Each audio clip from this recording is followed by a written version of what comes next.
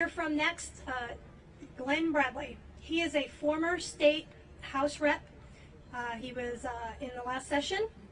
This gentleman is a strong constitutionalist, and he is a very strong gun rights advocate for, I think he said since he was in diapers or something. So he's been around for a while as far as being on our side. And he is actually a current candidate for vice chair of the North Carolina GOP. So let's welcome Glen Bradley.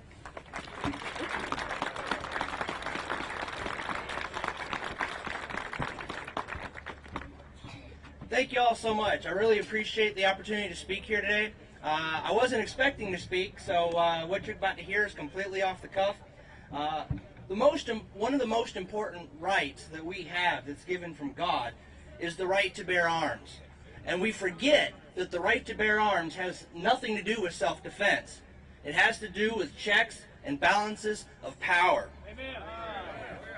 The way the United States was created, it was created with the individual American as the sovereign. Just like the King of Britain, we are the sovereigns. We delegate some of our power to the states for the things that we cannot easily do, and then the states delegate some of their powers to the federal government. That's the point of the Constitution, and we have to obey the Constitution.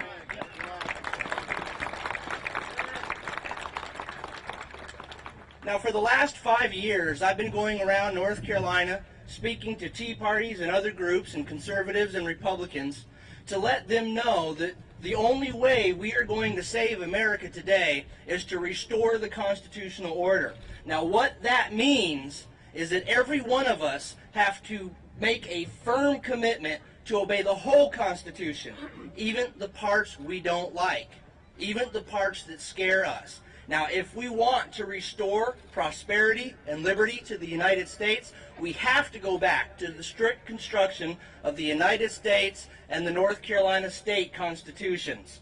We can do that by becoming informed, by reading our constitutions, understanding them, and holding the members of our own party accountable to obeying the Constitution.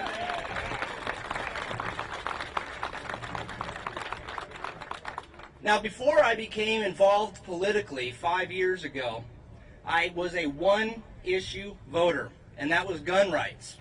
For my entire life, I have believed that when we lose our right to bear arms, we have lost every right we have. That's why it is so imperative and critical that we stand here today, and I'm so glad to see everyone here. Stand up for our right to bear arms, stand up for our freedoms as Americans, and let people know that we mean business. We are not going away. We are here to stay, and we are not going to go to sleep until we win.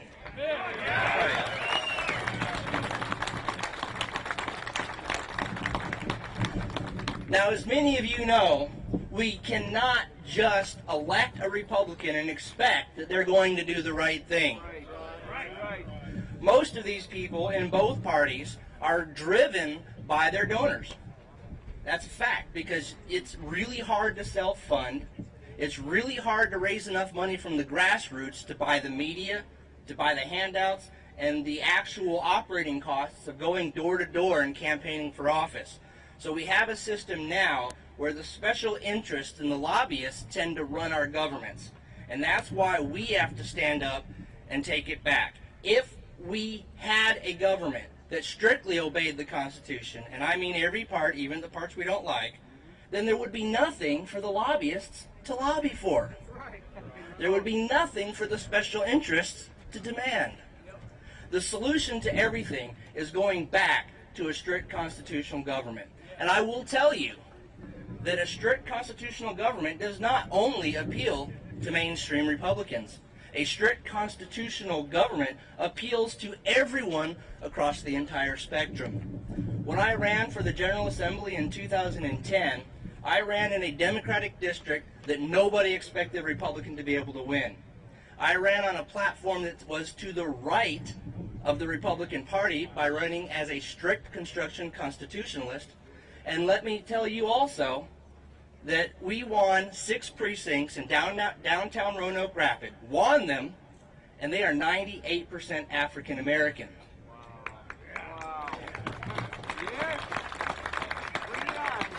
And we did that by running to the right of the Republican Party as a strict construction constitutionalist.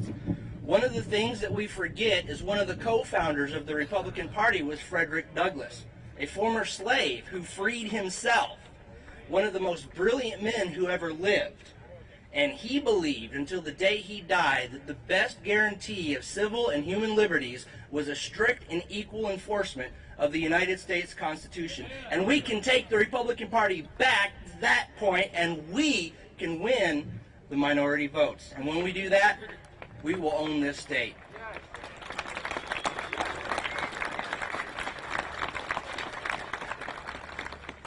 As one of my primary efforts to expand the outreach into more demographic groups and to expand the influence of the Republican Party in North Carolina, I want to let you know that I will be running for the vice chair of the North Carolina Republican Party, and I want to encourage everyone here to attend their convention cycles and help hold the Republican Party's feet to the fire and maintain the principle of obeying the Constitution. We have to get back to smaller government. We have to get back to individual liberties, and we have to get back to what makes America great.